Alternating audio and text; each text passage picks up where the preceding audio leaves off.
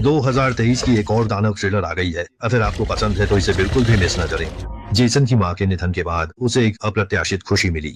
वकील ने बताया कि उसकी मां ने एक समुद्र तट की संपत्ति छोड़ी है और जेसन को इसकी खबर तक नहीं थी।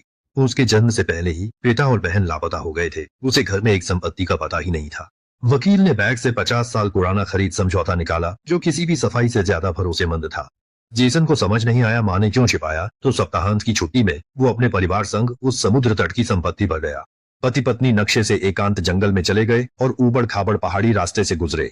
गाड़ी अचानक रुक गई क्योंकि एक गिरा हुआ पेड़ रास्ता रोके हुए था। पिता की छोड़ी संपत्ति पास ही थी। कुछ ही मिनटों में जेसन के परिवार को बेलों से ढका एक लकड़ी का घर दिखाई दिया। बंद लकड़ी का दरवाजा खोलकर वे आखिर उस अचानक मिली संपत्ति में दाखिल हुए। फर्नीचर पुराना था पर हर जगह माता पिता के निशान दिख रहे थे। जेसन और उसकी पत्नी को हैरानी हुई कि हॉल की छत से पूरे समुद्र तट का नजारा दिखता है।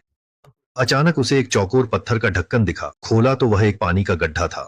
वो जिज्ञासा रोक नहीं पाया, नीचे जाकर देखने लगा। ये जगह उसकी सोच से कहीं बड़ी थी, शायद पास के पहाड़ी झरने से जुड़ी थी। जेसन का परिवार इस घर से खुश था। कुछ दिन रुकने का फैसला किया, मगर हैरानी की बात है कि झोपड़ी की खिड़कियां लकड़ी के तख्तों से कसकर बंद थीं, जैसे कोई चीज अंदर न आ सके। कमरे की सफाई करते हुए जूली को अचानक जेसन की मां की डायरी मिली। तारीख देखकर लगा कि इसे झोपड़ी में आने के बाद से लिखा गया था। जेसन के परिवार को शुरुआती खुशी के बाद कुछ लोग पानी की टंकी बनाने में मदद करने आए।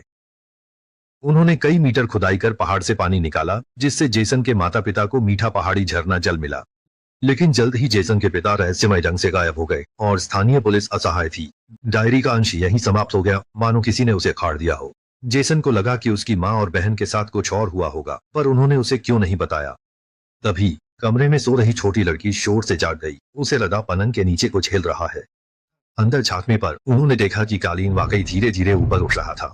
छोटी लड़की डरकर अपने माता पिता के पास भागी। डायरी की बातें याद कर जेसन दंपति ने इसे गंभीरता से लिया, परंतु लकड़ी के घर में कई बार खोजबीन करने पर भी समुद्री हवा की हल्की आवाज के सिवा कुछ भी असामान्य नहीं मिला। अगले दिन जेसन ने पानी की टंकी में पानी बहाल करने का फैसला किया। गोदाम में पानी के पंप के अलावा कई रासायनिक उर्वरक थे और ये सब विस्फोटक सामग्री थी। पत्नी को सावधान रहने को कहकर वह फिर पानी की टंकी में उतर गया। ये सालों से सूखी थी। जेसन आराम से चला और जल्द ही उसे स्लुइस गेट स्विच मिल गया। उसे खोलने के बाद पहाड़ी झरने का पानी बहने लगा। तभी जेसन ने स्विच के पीछे एक अद्भुत खोज की, एक गहरी सुरंग जो दूर तक जा रही थी। उस आदमी का मन तो था खोजने का, पर उसने एक अजीब चीज देखी तो अपना इरादा बदल दिया। जब वह उसे ऊपर ले आया तो जीव विज्ञान में पीएचडी पत्नी जूली भी हैरान थी। उसे यकीन था कि यह एक अनजान उभयचर लार्वा है। मछली के गल पड़े थे पर जमीन पर था। पेट का हड्डी का नुकीला उभार इसके पैर का काम करता है। इसकी खराब आंखें बताती हैं कि यह सालों से भूमिगत गुफाओं में रहता है। इसी दौरान पालतू कुत्ता पानी की टंकी को देखकर जोर से भौंकने लगा। उनकी बेटी श्याओली उत्सुकता से पास जाती है, देखती है पानी में विशाल लहरें उठ रही हैं। आवाज सुन जेसन दंपति ने सोचा कोई जंगली जानवर टंकी में घुसा है। तभी एक रियल एस्टेट एजेंट आता है। वह बताता है कि यह बीच अब निजी संपत्ति है और वे इस लकड़ी के घर को खरीदना चाहते हैं, पर संपर्क नहीं हो पा रहा था। आज यहाँ से गुजरते हुए पता चला कि मालिक वापस आ गए हैं।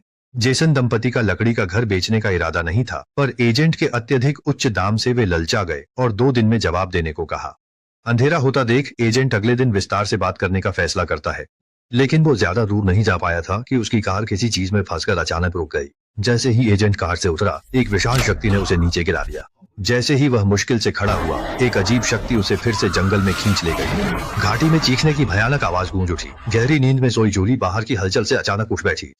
चुपके से नीचे देखा, खिड़की पर काली परछाई पलक झपकते ही गायब हो गई। जेसन खबर सुनकर पहुंचा। उसने चारों तरफ देखा पर कुछ भी नहीं दिखा। जूली को पक्का था कि यह आंखों का धोखा नहीं। उसने पति से कहा कि घर जल्द बेच दो। जेसन ने बिना हिचकिचाहट के हाँ में सिर हिलाया। अगली सुबह ठंडा पहाड़ी झरने का पानी काला पड़ गया था, क्योंकि पानी की टंकी में समस्या थी। इसलिए वह जांच करने के लिए फिर से अंदर गया। पानी से कीचड़ की बदबू आ रही थी, जैसे किसी चीज ने उसे हिला दिया हो। जेसन सीधे पानी के पंप पर गया और देखा कि पहाड़ी झरने का पानी अभी भी बह रहा था। वह जल्द ही साफ हो जाएगा। जैसे ही वह मुड़ा, पानी पर कुछ तैरता दिखा। उसने तुरंत बेटी और पत्नी को बुलाया। असल में वो भालू का शव था, तो शायद काली परछाई और लहरें इसी की वजह से थीं। लेकिन रैकून के शरीर से लिपटे कपड़े के थैले में एक हार था। जूली को वो जाना पहचाना लगा। वह तुरंत घर के अंदर एक तस्वीर ले आई और पाया कि ये हार जेसन की बहन का है। निस्संदेह वो यहीं आसपास मरी होगी। जूली ने कहा, पानी की टंकी खाली करके दोबारा तलाशी लो। जेसन ने सिर हिलाया, पर पहले शहर जाकर डीजल लाना होगा। मगर थोड़ी दूर जाकर उसे कल वाली महिला विक्रेता की कार दिखी, जिसके चारों ओर खून के धब्बे फैले थे। उसका मन बैठ गया। वह निशानों के सहारे धीरे धीरे आगे बढ़ा और फिर भयभीत दिखा। उसने देखा कि महिला विक्रेता खून से लथपथ घास पर पड़ी थी। आदमी ने उल्टी रोकने की कोशिश की, तुरंत कार में जाकर पुलिस को फोन किया, फिर तेजी से घर की ओर भागा। उसे पत्नी बेटी के खतरे की चिंता थी। शुक्र है वे बेडरूम में ही थी। जेसन ने जो कुछ हुआ वो सब बताया तो उसकी पत्नी को अचानक सब समझ आ गया और फिर उसने एक चीज निकाली। ये जेसन की माँ की आधी डायरी थी जो उसे परित्यक्त गोदाम में मिली थी। जेसन ने बेसब्री से उसे खोला। पता चला पिता के लापता होने के बाद जेसन की माँ को लगा घर में कुछ घुस रहा था। दरवाजे खिड़कियां बंद करने का भी कोई फायदा नहीं हुआ। राक्षस द्वारा जेसन की बहन को घसीटते देख गर्भवती माँ घबराकर वहां से भाग निकली। उसे डर था कि उसकी पीढ़ी भी इसी दुर्भाग्य का शिकार होगी, इसलिए उसने ओवेन के अस्तित्व को छुपाए रखा। जेसन दंपति के माथे पर पसीना आ गया। उन्होंने इस बुतहा जगह को तुरंत छोड़ने का फैसला किया। तभी बाहर से तेज पुलिस सायरन की आवाज आई। जेसन को एहसास हुआ कि शायद पुलिस आ गई है, लेकिन कुछ कदम चलते ही उसने जानवर की दहाड़ सुनी। दरअसल रिपोर्ट मिलने पर पुलिस जैसे ही गिरे हुए पेड़ के पास पहुंची, उन्होंने अपने बगल में एक भयानक राक्षस को महसूस किया। उसने अपने मन का डर जबरदस्ती दबाया और जैसे ही गोली चलाने वाला था वो भयानक राक्षस अचानक उस पर झपट पड़ा। काफी मुश्किल से वह काटने से बचा, लेकिन पैर नुकीले दांतों से घायल हो गया। अंत में वह राक्षस को धीरे धीरे पास आते देखता रहा। जेसन आवाज सुनकर पहुंचा और देखा कि खून से लथपथ शेरिफ को राक्षस जंगल में घसीट रहा था। डर के मारे आदमी की सांस रुक गई। वो भागकर घर पहुंचा और पत्नी से कहा, राक्षस पार्किंग के पास है, बाहर जाना मौत को बुलावा देना है। उसने दुश्मन को दूर खींचने की चाल सोची, पत्नी और बच्चों को कमरे में रहने को कहा और खुद तेजी से भंडार से ज्वलनशील उर्वरक लेकर पानी की टंकी में छिप गया। उसने अंदाजा लगा लिया था कि इस सुरंग से ही राक्षस की मान तक पहुंच सकते हैं। इसे उड़ाने से राक्षस वापस आ जाएगा। सुरंग में सुरक्षित पहुंचते ही जेसन ने कांपते हुए विस्फोटक तार को जलाया, पर सुरक्षित दूरी पर पहुंचने से पहले ही उसे एक भारी धमाका सुनाई दिया और वह लड़खड़ाकर पानी में गिर गया। उसे अपने पैरों के नीचे एक भारी बल महसूस हुआ। राक्षस पानी में घात लगाकर बैठा था। उस आदमी ने पूरी ताकत से पलटवार किया और चमत्कारिक रूप से राक्षस के हमले से छूट गया। जब वह कमजोरी से पानी की टंकी से बाहर निकला तो उसने देखा कि एक भयानक राक्षस उसकी बेटी को धीरे धीरे घसीटते हुए टंकी में घुस गया। तभी उसकी पत्नी जूली भागी। दरअसल जब जेसन विस्फोटक लगा रहा था तब बेडरूम में छिपी जूली पर भी राक्षस ने हमला किया था। उसे यह अंदाजा भी नहीं था कि वह बहुत ज्यादा शक्तिशाली था। उसने एक ही पल में दरवाजा तोड़ दिया। जूली ने उसे रोकने के लिए केरोसिन लैंप का इस्तेमाल किया और राक्षस अड़िग रहा, पर पीछे हटते हुए वह बेटी शाओली को भी ले गई। एक माँ के रूप में जूली उसे नहीं छोड़ सकती थी। उसने जल्दी से पोछे और अल्कोहल डाला और सीधे पानी की टंकी में घुस गई। जूली जानती थी कि यह राक्षस सालों से जमीन के नीचे रहता है।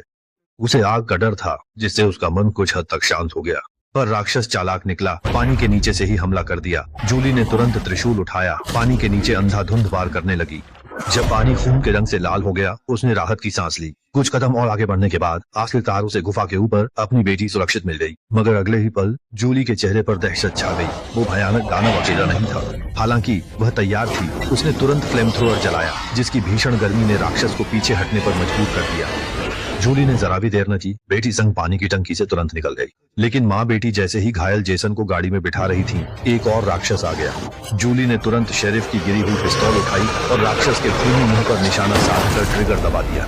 फिर उसने गाड़ी तेज चलाई और उस भयानक झोपड़ी से भाग गई। कुछ महीनों बाद एक इंजीनियरिंग टीम उस झोपड़ी के पास पहुंची, जो उस बीच को मनोरंजन रिसोर्ट में बदलने वाली थी। जहां इंसान होते हैं, लालच और हत्या नहीं रुकती। ये घातक पानी की टंकी की कहानी थी। अगर आपको यह पसंद आया हो तो दोस्त जुड़े रहें, हम अगली बार फिर मिलेंगे।